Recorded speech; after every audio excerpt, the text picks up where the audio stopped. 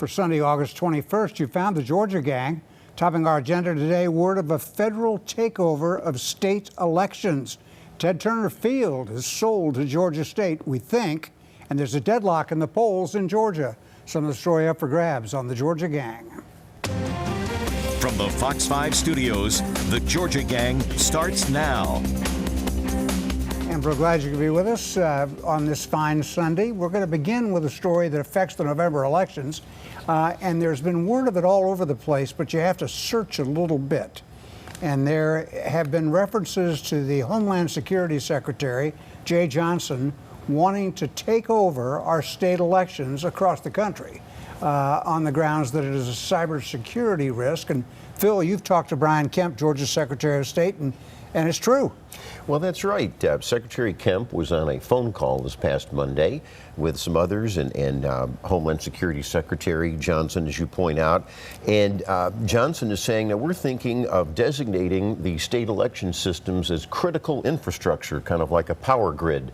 Well, Brian Kemp pushed back hard on that phone call, to his credit. And he said, wait a minute, there is no central computer system for all 50 states. These are standalone states. And not even within states. And that's right. And that's the point. And so this is another Obama administration overreach, an expensive overreach that needs to be stopped. Well, one thing the Constitution is clear on: the feds don't have jurisdiction over the elections in the several states. And they're trying to get around it. Conduct it. Now, yeah, I can understand there are a lot of fears. Ever since Georgia went to electronic voting, there have been fears that somehow the system is rigged. Now you have a major presidential candidate, Donald Trump, saying, hey, the system is rigged. I think they're going to try to steal the election. From what we're talking about in terms of the cybersecurity and making sure that we have some integrity in the electronic system than a candidate who is destined to lose and is coming up with excuses ahead of time for why he will. They're just very different things. But Jeffrey, would you agree that this is a potential example of federal overreach? No, I don't think that it's a potential example of federal overreach. I think that it is a legitimate concern that we ought to have secure, just like we have secure banking online, we ought to be able to have secure polling places. And I think that the federal government should have a role, especially in funding any kind of effort to ensure that that infrastructure is secure. And I think it also becomes even more critical after the reports of Russian breaching of some of the DNC.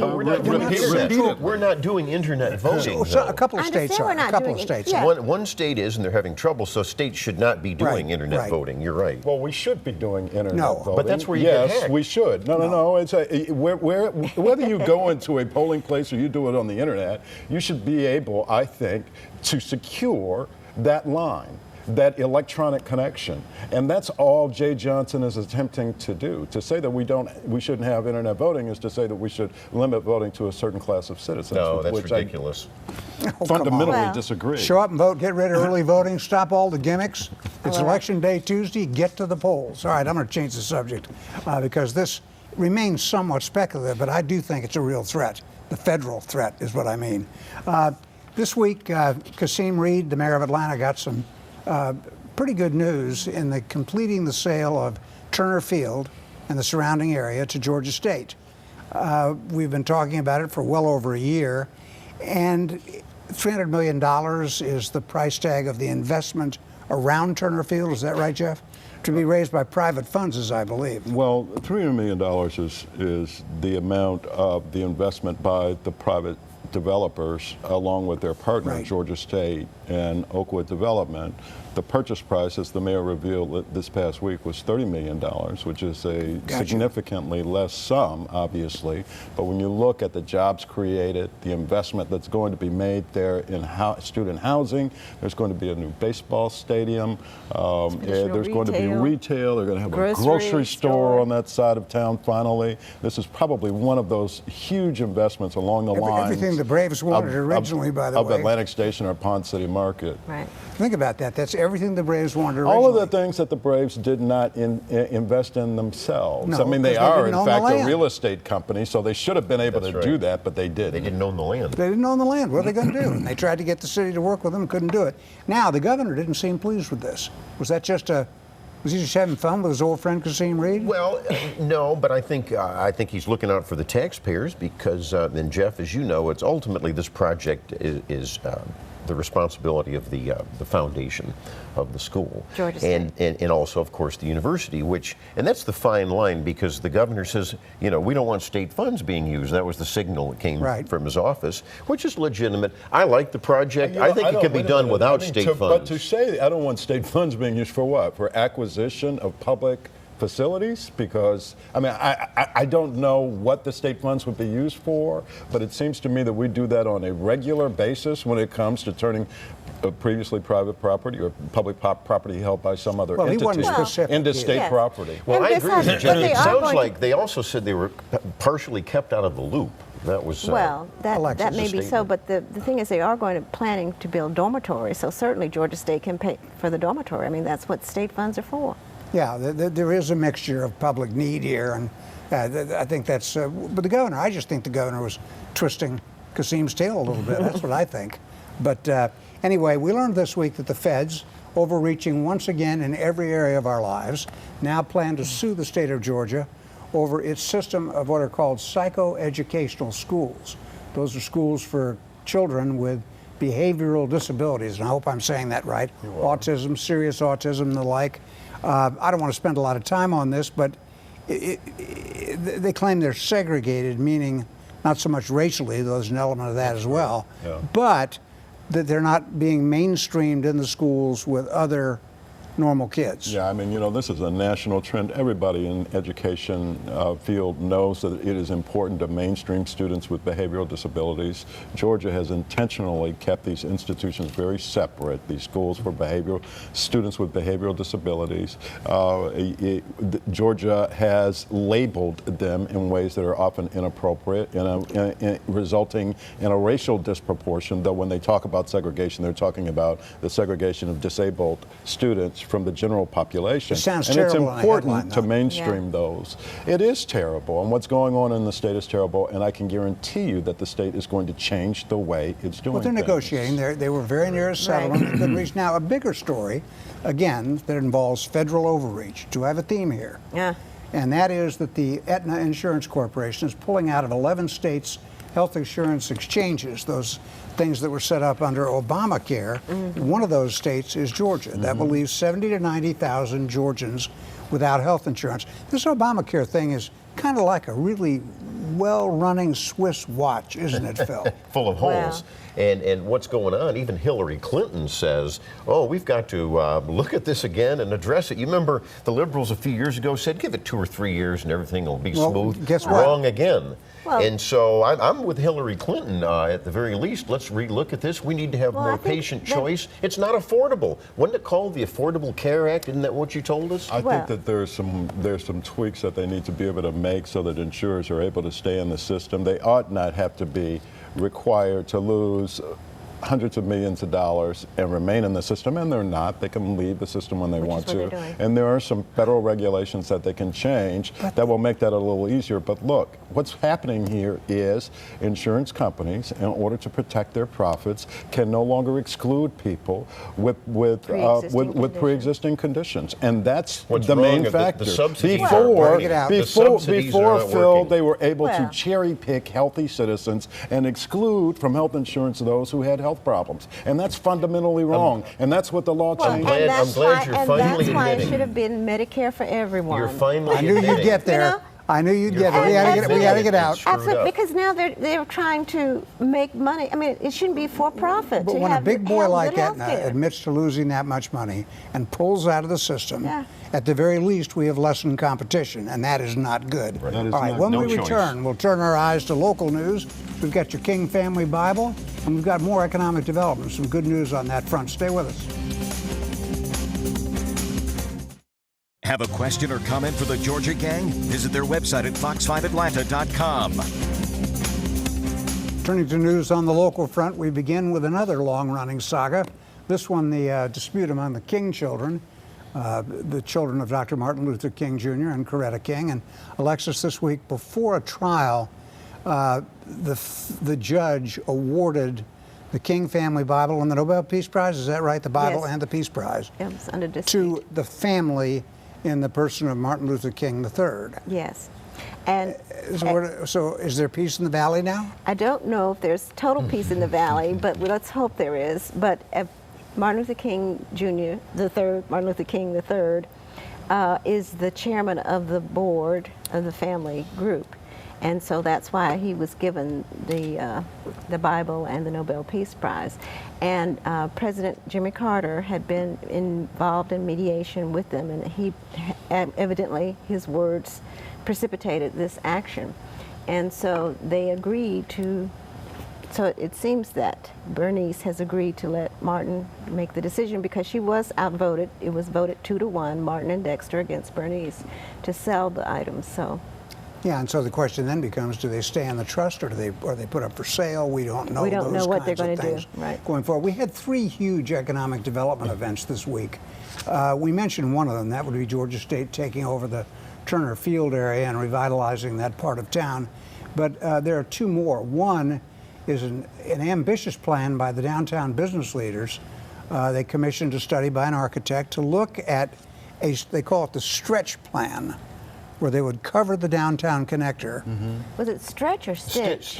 Stitch. I'm sorry, Stitch. Yep. Thank you. Yep. They came up with a good name and I messed it up for them. Pardon me. So it's Stitch. And they would cover the connector essentially through the heart of downtown, thereby linking downtown and midtown. Dallas has done a small version of that. And by the way, the same number is there, $300 million. Right. And what is this work? This happen? Sure. It looks good. Atlanta thinks big. I like that. It's a very good plan. It's Okay. a big plan. And then we go out to Doraville, which should have been the site of the Falcon Stadium, the old GM plant there, right there at I-285 and the MARTA line. And they can't get that tax allocation district going. So this week, the Doraville City Council voted to grant massive tax abatements to the developer. I think the DeKalb County school system is cutting off its nose to spite its face, because now they're going to lose taxes on the land. Also, the development is likely to result in more housing units, meaning more kids, Jeff. Yep. More expenses for the school system.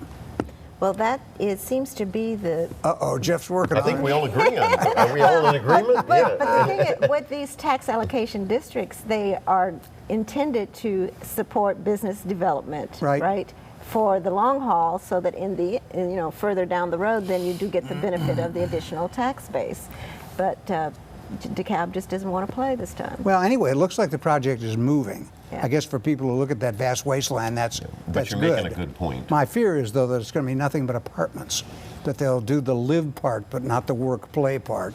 But we'll see. And then we missed this story last week, but there is a bit of an outrage in Fulton County with the tax assessor not being able to come up with a properly value the digest. Yeah. And now you've got the county and some of the cities having to borrow money to cover their bills while the tax mistakes are straightened out. Terrible screw up by Fulton County, and it just causes all sorts of problems like you're mentioning. And your home city of Sandy Springs is raising taxes. Mercy me. Conservative Republican city. By 1%, but let me explain. It was. It's just not the rollback. It's not for homeowners. It's not for homeowners. That's the conservative part of the plan. It's not. No. Half-page ad in the Journal-Constitution, big ad. Yeah, I saw that, but you know how the agency. 1% tax. No, it's the ad written by the city. I know it. 1% But tax. let me just say. Blame that on the HSC. Let me just say to Sandy, it's not the homeowners of Sandy Springs. I just want to clarify that. I will Well, who investigate. is it then? Well, it's How everybody else else. do you raise It's everybody taxes? in business and everybody You know what, else. Phil? You threw me a curve there. I'll get back to you next week on that Okay. one. That doesn't seem right. A couple of other local items. It's the old inside baseball again. That judge up in Fannin County, she resigned after we taped last week. That's from right. the JQC. From the JQC. Right. We're about Right. Brenda Not from her Weaver. judgeship. No. And she needs to resign from her judgeship because you've got, and rightly so, the media community of this state and the legal community of this state saying that she's abused her public office. She's under FBI investigation. I predict she'll be indicted. Oh, I predict she'll resign before she gets indicted. Well, that so would be the she smart won't get thing. I hope indicted. she's listening to you. I'm with you, Alexis. All right, we're going to get out of this segment so we can do politics the right way. When we come back, We've got a new Fox 5 poll on the presidential race in Georgia, changes again in the Trump campaign, and a look at Johnny Isaacsen's campaign for the U.S. Senate. Stay with us. Have a question or comment for the Georgia Gang? Visit their website at fox5atlanta.com. The presidential race, of course, is always a lot of moving pieces. Just before we taped, we learned that Paul Manafort had stepped down as chairman, I think was the title, of the Trump campaign. Just personally, I thought he never should have been hired because of the money that he got from the pro-Russian government of the Ukraine. And I knew that would come back to bite him, and that seems to be what it is. Either that or Trump's personality, I'm not sure. Well, I'm glad that he left, and I'm glad that Kellyanne Conway, the respected strategist and pollster, took over there. I think that Manafort did a good job because his job was to get the nomination and to get the delegates, and that's what he was good at. So yeah, I think and he did that. I think it was time for a switch. Well, what about the Breitbart guy? We don't know. I don't. I got to totally admit, I have no idea about this guy. I don't know. He's a journalist, but Well, I that's think interesting. I think he needs media strategy. Well, he's not a journalist at all. He's It's the Breitbart website. Well, exactly right, but he's not a journalist. He's a business side. He's on the yeah. business side of it. He's a guy who has sort of taken ownership of this kooky right-wing element of the Republican Party, lambasting longtime conservatives like Bill Kristol and others, calling him a Jew, and his well, attack. he is Jewish. His But he called him a renegade. He called him, I think, a renegade Jew. His attack on Paul Ryan, who I think is, sort of the titular head of this party, even with Trump running on the ticket. And so that's the guy. I mean, I don't know how Donald Trump squares trying to be on the team with the Paul Ryans of the world when he goes out and picks somebody like this guy who's been attacking him. I thought you were going to segue into how bad the Democratic National Committee was with its anti-Semitic comments, but you don't want to talk about that. You and Matt Towery, our occasional guest here with us, have got some new polling data that shows Georgia even. Florida was close, you said last week, correct? That's right. Now Matt's polling shows Georgia is even between Trump and Hillary. Right. This is Opinion Savvy. Matt, our Fox 5 political analyst, and his son, Matt Jr., have done the poll for Fox 5, and that's 43-43, a statistical tie. Here's the interesting thing. It's 11% for the Libertarian, Gary How about Johnson. that? Isn't that fascinating? And that's the highest a Libertarian has ever polled. Now, yes, it is mid-August, and that vote's going to go down traditionally. but I'm going to show Trump you that. Well, let me finish my point. Yeah. I think it's very important to realize that Jill Stein, the Green Party candidate, is not on the Georgia ballot. And, of course, I was rooting for Jill Stein to be on there to pull away some of those crazy left-wing Decatur votes away. But that third-party vote, which I think is an accurate reflection, we're seeing that nationally, that he's in double digits, I think. And you look at the unfavorables of both candidates, and it dovetails nicely. I mean, those are folks saying, I need a third option. And we see that taking place right here in Georgia. It puts you, go ahead, Alexis. I was going to say, it puts me in the mind of the Clinton, what was it, Bob Dole and the business guy. Ross Perot. Ross Perot. I mean, he showed up that way. Yes, but there is also, that was 92, and that's when Clinton won Georgia, because Ross Perot got a significant number of votes. But over the years, we've all watched in presidential, gubernatorial, and Senate races, a Libertarian candidate start polling pretty well and then fade. By November, that Libertarian has disappeared. Gary Johnson may be more like Ross Perot, but Alan Buckley did force one Senate runoff back in 1998. That's correct. 98? I think Jeff has a partial good point. I think the Libertarian will probably maybe pull 5-6%, which is still significant. Right. But I think a lot of these Republicans now, when they look at the Clinton Foundation, which is basically a mafia-style family ATM, and I think when some of these things come out more, I think that you aren't going to defend the Clinton Foundation. I would hope. I mean, you're ethical people here. I would defend the work that the Clinton Foundation has done That's around fine. the world. You can defend. Yeah, you can defend. Maybe giving Well, food the Clintons, to I children. noticed the Clintons in their tax returns gave $1 million to charity. That's impressive. Yeah, and giving most of it to their own foundation. The charity was their own foundation. foundation. But then they disperse that out into You the know, community. I'm So- sorry, But I do It's a dirty think, operation. Well, no, I don't think it's a dirty operation, but I do think that if she's elected, and even now while she's running, that they should disengage from the Oh, foundation. now they're saying it after she was Secretary of State and shaking Well, I'm just- money from foreign governments. She wasn't doing that. Related to all this is the Senate race in Georgia. And you've got Johnny Isaacson clearly tacking to the center. His first commercial is a wonderful story and good work that he did on behalf of a Peace Corps volunteer. And it's a heartstring story. It's aimed at women. It's aimed at being centrist. It's aimed at not being Donald Trump, wouldn't you say? I thought it was a good ad, but I would give a caveat to that because as we look at the ballots, and all of us have seen this, there's a drop-off from the presidential race to the Senate and the other down races.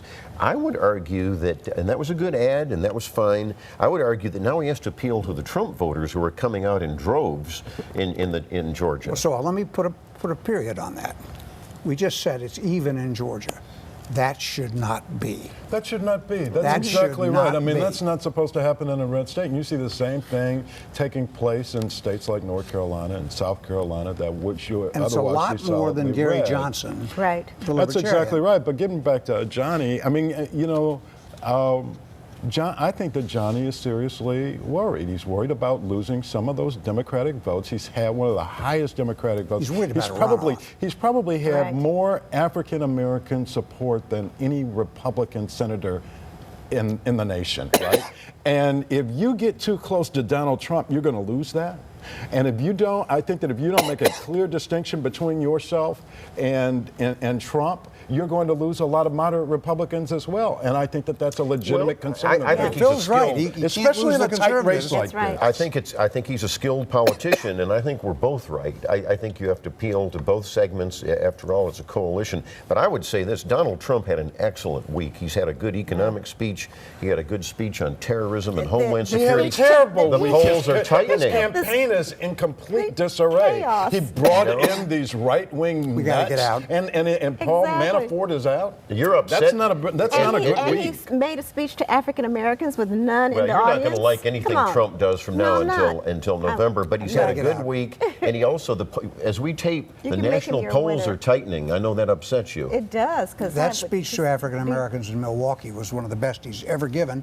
It read like a column Jeff Dickerson might have written in the Oh, my. 1980s. And you know, he's down in let him say Louisiana. that He's down in about you. Louisiana visiting the flood-devastated areas. Where's Barack Obama? Remember they got Playing upset. golf? Remember they got upset when Bush didn't go. We gotta get out. The governor asked the president to come in a couple of weeks. It would be too much of a distraction for him to come now while they're still in the No, midst of Obama's big rescuing. decision is This 5-iron was the or wedge. governor of the Louisiana who made the statement. He's been talking to the president All right, every day. We got to Thank get you. out. When we come back, we will anoint winners and losers. Stay with us.